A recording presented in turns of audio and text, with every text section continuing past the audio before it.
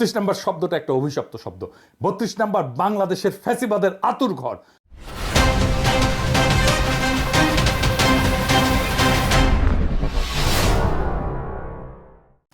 আবার আসেন ওই ধানমন্ডি 32 নম্বরের আলাপটা সেরে নেই। আমি কইছি যে কু হইলে ধানমন্ডি 32 নম্বর বুলডোজার দিয়ে মাটিতে মিশিয়ে দেওয়া হবে। অনেকের মনে হইতে পারে যে কু না হইলে কি থাকবে।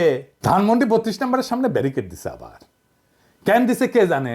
আমি কইছি ব্যারিকেড দিবে, দেখনি ওই ধানমন্ডি 32 নম্বরের ওখানে ও ব্যারিকেডের উপরে যায় স্যার করে মুইতে দিবেন, ব্যারিকেড তুলে নিতে ব্যর্থ হবে।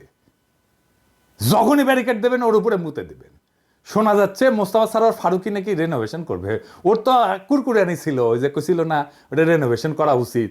তো ফারুকী রেনোভেশন হবে কাদের টাকায়? পাবলিকের ভ্যাট ট্যাক্সের টাকায় তো নাকি।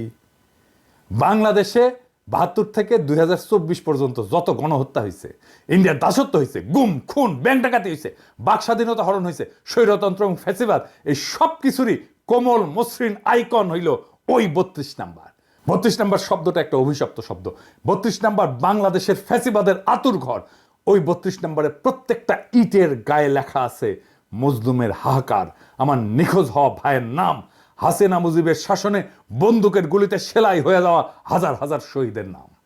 ওই 32 নাম্বার রেনোভেট করার একমাত্র উপায় হইতেছে ওটারে বুলডোজার দেয়া ফ্যাতলাইয়া মাটির সাথে মিশায় দেওয়া, ওটারে চিরদিনের জন্য জয় বাংলা কইরা দেওয়া।